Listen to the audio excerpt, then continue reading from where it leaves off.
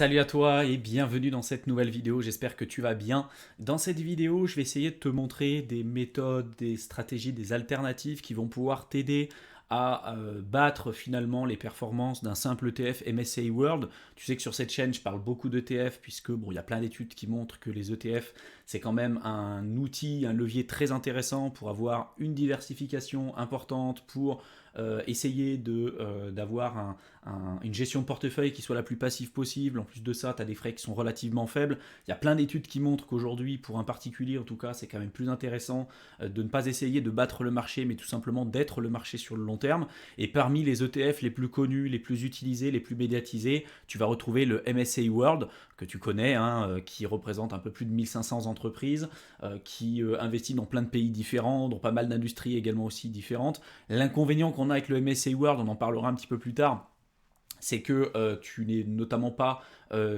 aujourd'hui exposé au marché émergent. Ça pareil, encore une fois, on va l'exposer un petit peu plus tard dans cette présentation. Mais l'idée, c'est de te montrer une méthode, une alternative que tu pourras être amené à utiliser de ton côté pour faire mieux que le MSCI World, parce qu'aujourd'hui, il y a plein de méthodes. Ça ne sera pas une liste exhaustive de ce que je vais te montrer là.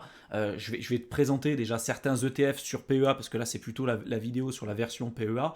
Je vais te montrer une certaine manière de réfléchir, de confectionner éventuellement ton portefeuille boursier, à la fois en termes de diversification, d'allocation d'actifs, et puis après je te présenterai d'autres outils pour te montrer comment tu vas pouvoir être en mesure de te constituer un portefeuille qui va peut-être avoir peut-être plus de volatilité, peut-être une surexposition à certains domaines d'investissement, mais qui auront quand même le mérite d'avoir des performances plus élevées que le MSCI World.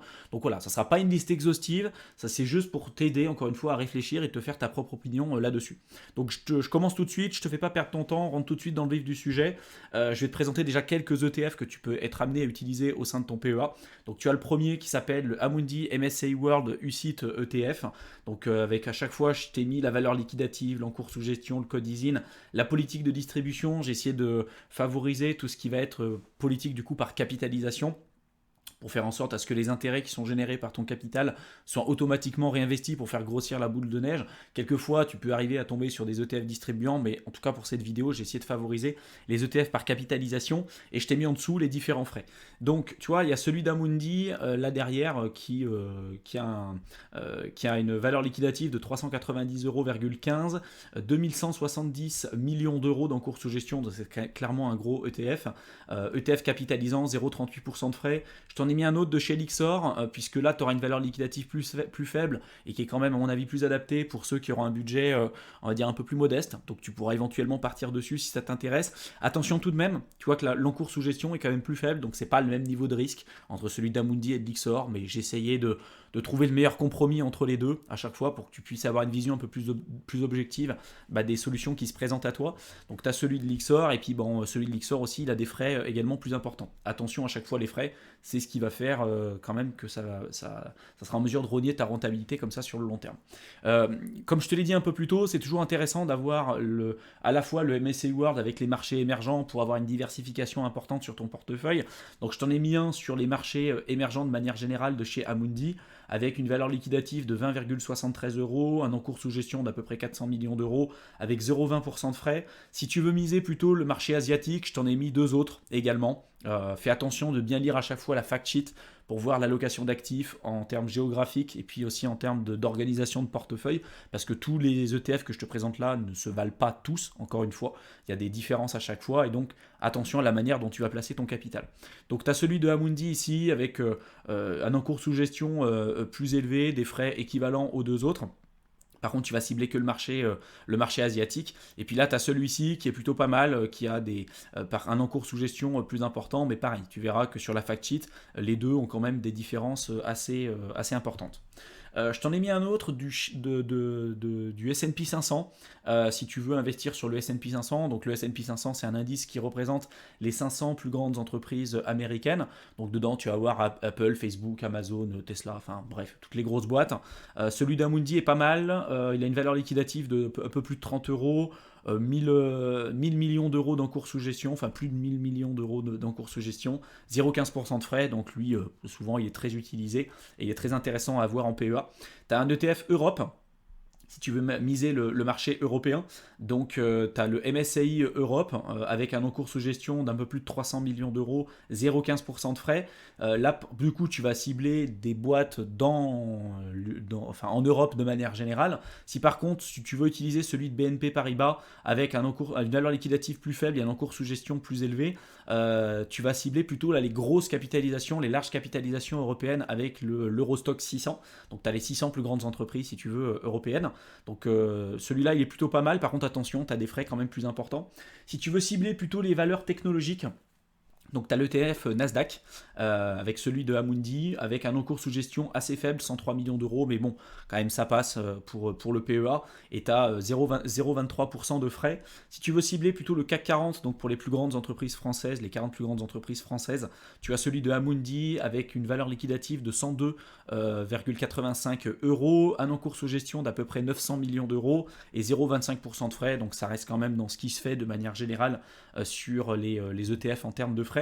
Si tu veux cibler non pas les 500 plus grandes entreprises américaines ou uniquement les 500 plus grandes entreprises américaines, je t'en ai mis un de chez Amundi qui vise un peu comme pour l'ETF Europe, là, le PEA MSCI Europe, tu vas viser des entreprises européennes, mais pas que les larges capitalisations. Tu vas en cibler également d'autres et pas que les 500 plus grandes entreprises américaines. Là, tu vas cibler du coup un panel d'entreprises beaucoup plus large. Donc c'est pour ça que je te l'ai mis. Par contre, attention, il a une valeur liquidative importante, tu vois, 473,41 euros en termes de valeur liquidative. Pour ceux qui ont un budget un peu plus modeste, c'est quand même compliqué. Donc je t'ai remis à côté celui de BNP Paribas avec le S&P 500 parce que, alors oui, tu vas pas cibler tout à fait la même chose, mais voilà, c'est vrai que le coût est pas forcément le même, donc j'ai décidé de mettre les deux à côté parce que mine de rien, tu vises quand même le marché des États-Unis, même si à l'intérieur, c'est pas forcément les mêmes boîtes. Pour ceux qui sont intéressés par l'immobilier, qui veulent avoir une part d'immobilier, notamment dans leur portefeuille, notamment d'ETF sur le PEA, je t'en ai mis deux, je t'en ai mis un de chez Lyxor et un de chez Amundi. Attention, les ETF immobiliers, souvent, ils ont des frais quand même assez importants et puis ils ont un encours sous gestion assez faible. Donc bon, je te les ai mis parce qu'il n'y en a pas non plus 50 qui existent, mais attention, il y a quand même un risque également là-dessus. Si tu veux cibler les petites capitalisations européennes et ou américaines, parce que si tu vises par exemple l'Eurostock 600, bah, tu vas cibler les larges capitalisations européennes, mais tu ne vas pas avoir les petites capitalisations européennes. Donc tu peux très bien décider de te diversifier en rajoutant peut-être un peu plus de risque là-dessus. Donc je t'ai mis celui de BNP Paribas et de Lyxor. Attention, celui de BNP Paribas, donc il a un encours sous gestion assez faible et il a des frais assez faibles aussi. Par contre, celui de Lyxor, oui, c'est un peu plus sécuritaire parce que tu as un plus bon encours sous gestion. Par contre, tu as des frais plus importants et aussi c'est un ETF distribuant. Donc tu n'auras pas les mêmes problématiques que si tu avais un ETF distribuant, notamment sur un compte titre. Là, sur PEA, entre guillemets, ça pose pas forcément trop de problèmes. Bien que tu seras obligé de réinvestir à chaque fois les intérêts qui seront générés par ton capital, ce sera à toi de le faire manuellement, là où quand tu as un ETF capitalisant, c'est fait de manière automatique. Mais tu n'auras pas la friction fiscale que tu peux être capable d'avoir sur ton compte titre, notamment sur ton PEA à partir du moment où tu laisses ton argent dessus. Voilà, tu ne seras pas imposé même si tu es sur des ETF distribuants. Je t'ai mis aussi les petites capitalisations américaines en plus de celles du S&P 500. Donc tu vas avoir le Russell 2000 pour les petites capitalisations américaines. Si tu investis sur le S&P 500, tu investis sur les large caps et pas sur les small caps. Donc si tu veux te diversifier encore, tu peux investir sur le Russell 2000, donc qui a un encours sous gestion de 140 millions d'euros, ETF capitalisant, 0,35% de frais, donc ça reste à peu près de ce qui se fait dans la moyenne en termes d'ETF, donc c'est plutôt pas mal. Maintenant, il y a plusieurs types de portefeuilles que tu peux être amené à créer, et tu vas voir qu'on va retourner sur le sujet quand même de cette vidéo, mais j'étais obligé de te présenter un petit peu tout ça. C'est que la personne qui veut pas trop s'embêter va se dire, bon, moi je mets tout sur le MSCI World, et encore une fois, c'est pas forcément une mauvaise chose, mais je pense que si tu regardes cette vidéo, c'est que tu veux peut-être avoir plus de résultats, que tu veux contrôler ton allocation de portefeuille, et voilà, tu n'as pas besoin de moi pour te dire juste fais un MSCI World. Je pense que tu as envie quand même d'aller plus loin, tout en mesurant aussi ton risque, mais voilà, je vais essayer de te donner quelques pistes de réflexion. Donc la personne qui veut pas s'embêter, met tout dans le MSCI World, c'est bien, tu auras des résultats en tout cas, je pense, positifs sur plusieurs années, mais tu es capable aujourd'hui de faire mieux. Notamment, le problème du MSCI World, comme je te l'ai dit, c'est que tu n'es pas exposé au marché émergent, donc souvent un portefeuille qui se fait bien, c'est 80-20, 80% sur le MSCI World et puis 20% sur les marchés émergents. Après, si tu veux encore aller plus loin en termes de diversification, tu peux mettre 40% sur un ETF aux États-Unis, 30% sur un ETF Europe, 20% sur les pays émergents et puis 10% par exemple sur un ETF immobilier.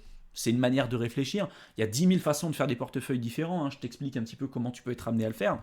Après, tu as le portefeuille numéro 4 que je t'ai présenté aussi à plusieurs reprises sur cette chaîne, où tu peux mettre 40% sur un ETF S&P 500, 30% sur un ETF Europe, 20% sur les pays émergents, 5% sur les small caps européennes et 5% sur les small caps aux États-Unis. Tu vois, c'est une autre manière de constituer tout simplement ton portefeuille. Et enfin, si tu veux être amené par exemple à surperformer le MSCI World, bah peut-être que tu seras amené à prendre plus de risques ou avoir une surexposition sur certains secteurs ou certains lieux géographiques parce que, bah oui, tu as envie de le surperformer, tu as envie peut-être de limiter un peu ta diversification et avoir des performances plus importantes. Donc je t'ai présenté un autre portefeuille qui peut répondre à ces caractéristiques. Par exemple, là, celui-ci avec 40% sur le S&P 500, 10% sur du Nasdaq. Donc forcément, si tu investis sur du Nasdaq et du S&P 500, tu auras des redites, tu auras des boîtes qui se retrouveront dans les deux, mais ça peut faire partie de ta stratégie d'investissement. Tu peux avoir 30% sur de l'Eurostock 600, 10% sur des marchés émergents et 10% par exemple sur des small caps aux États-Unis. Et je vais te montrer un outil là dans la suite de cette vidéo que tu pourras être amené à utiliser pour faire des backtesting, donc de regarder historiquement les performances que tu aurais pu avoir en fonction de tel type de portefeuille et de les comparer par exemple au MSCI World. Tu verras que ça te permettra de prendre pas mal de recul et puis d'ajuster ton portefeuille pour voir si ça correspond à tes exigences à la fois en termes de risque, de volatilité et puis également aussi en termes de performance. Ce site qui te permet de faire des backtesting, il s'appelle Backtest by Curvo, je te mettrai le lien dans la description de la vidéo, et il est vraiment très intéressant parce que quand tu cliques là ici sur portfolio, si tu connais tes ETF, tes différents, ton code ISIN et toutes les choses que j'ai déjà pu t'évoquer, si tu cliques là ici sur l'onglet portfolio et que tu cliques sur Add Portfolio, tu vas pouvoir ajouter les différents ETF avec l'allocation d'actifs que tu veux. Bon, je vais prendre des exemples, peu importe, c'est juste pour te montrer. Si je veux investir sur l'or physique, par exemple, bah, je clique sur celui-ci et je vais dire, tiens, c'est une allocation, par exemple, à 10%. Je vais rajouter un autre actif. Là, je vais choisir un ETF. On va descendre un peu plus bas. On va aller investir, par exemple, sur le DAX. Peu importe, on va dire celui-ci, on va le mettre à 10%, etc., etc. Et donc, derrière, à la fin, tu peux mettre le titre de ton portefeuille. Tu cliques sur sauvegarder et tu pourras les retrouver, comme les portefeuilles que j'ai créés, moi, au préalable pour cet exemple de vidéo. Donc parmi les exemples que je t'avais montré, il y en avait un où je t'avais dit de mettre sur le S&P 500, sur les marchés émergents, le MSCI Europe et puis les petites capitalisations européennes et américaines. Et c'est vrai que si tu compares ça, alors tu touches un panel d'investissement qui est quand même très large, donc là tu es très diversifié. Par contre, si tu regardes en termes de performance, si on va dans l'onglet compare et que je prends le MSCI World avec le premier typiquement portefeuille, donc ça remonte jusqu'à 2010, donc tu as quand même un horizon d'investissement qui est assez significatif. Par contre, attention, on n'a pas connu la crise des subprimes là avec les infos qui sont présentées là. Et quand on remarque, on se voit en fait que oui, ça suit quand même pas mal les performances du MSCI World. Tu as une volatilité qui est quand même aussi importante. Par contre, avec le portefeuille que je t'ai dit, que je t'ai présenté là, oui, tu es aujourd'hui exposé au marché émergent, oui, tu es exposé aux small cap américaines et ou européennes, etc.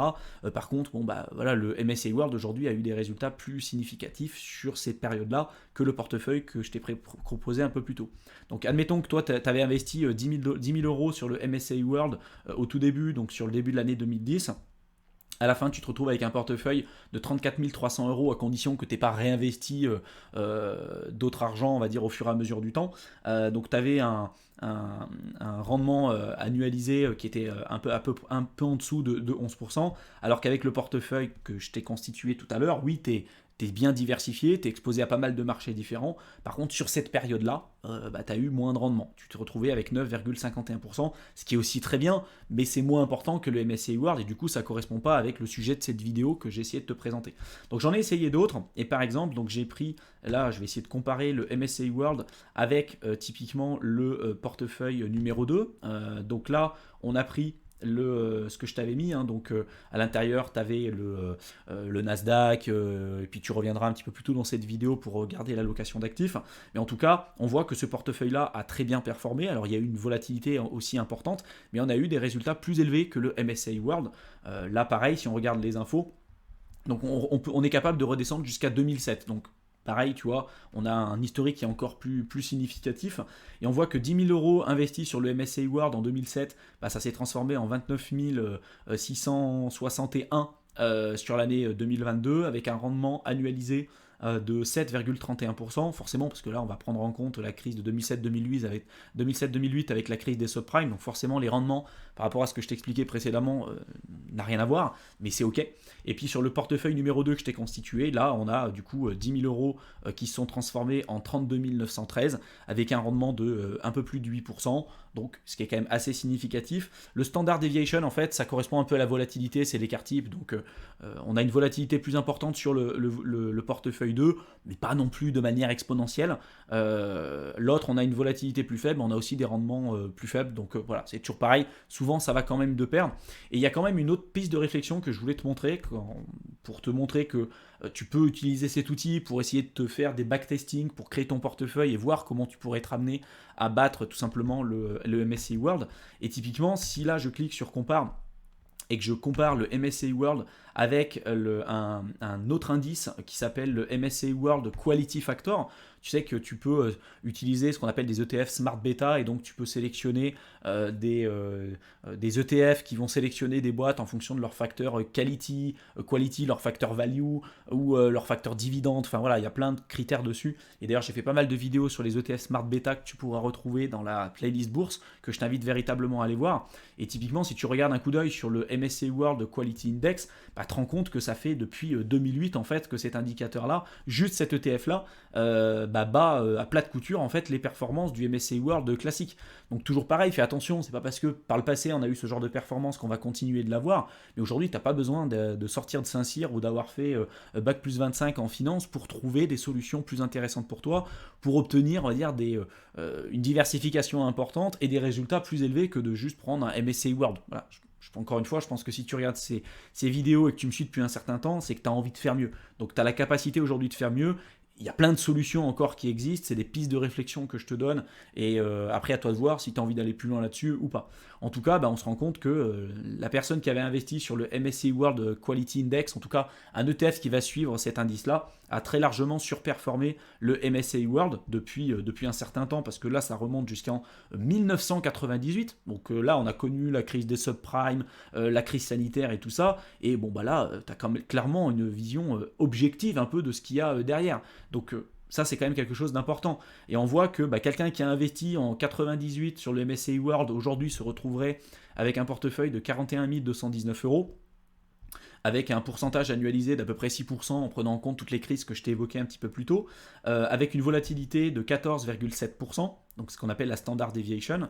Et puis sur le portefeuille numéro 3 qui correspond au MSCI World Quality Index, enfin un ETF qui va suivre cet indice-là, quelqu'un qui a investi 10 000 euros en 98 se retrouve aujourd'hui à 54 248 euros, avec un pourcentage de rendement annualisé moyenné en fait à 7,27%, et avec également aussi une volatilité plus faible. C'est pour ça que je te dis, c'est important de faire des backtesting et de regarder un petit peu comment ça s'est comporté, parce que souvent, et tu le sais, plus tu vas chercher les rendements, plus tu vas avoir un risque élevé, une volatilité qui est importante, mais c'est pas toujours le cas. Là, tu vois, ici, on se rend compte que typiquement, on a des rendements plus importants, mais là, l'exemple montre qu'on a une volatilité plus faible. Donc, tu peux très bien arriver à trouver un peu le meilleur des mondes. Et il n'y a pas besoin de faire des études, 50 années d'études après le bac pour arriver à faire des choses intéressantes. Donc, n'hésite pas à utiliser ces outils. J'espère en tout cas que cette vidéo t'aura plu, qu'elle t'aura intéressé, qu'elle t'aura été utile. Je t'ai mis dans la description de la vidéo un document PDF que tu peux télécharger dans lequel je t'ai répertorié la liste des meilleurs ETF sur PEA, sur compte titre, les meilleurs ETF Smart Beta. Enfin voilà, j'ai fait une présélection des meilleurs ETF pour te faire gagner un maximum de temps, parce que je sais que pour les débutants, c'est un point qui est bloquant la plupart du temps. Donc n'hésite pas à télécharger ce document et tu verras, je te l'enverrai directement dans ta boîte de réception. Je te souhaite une excellente fin de soirée et je te retrouve dans une prochaine vidéo. Allez, à bientôt.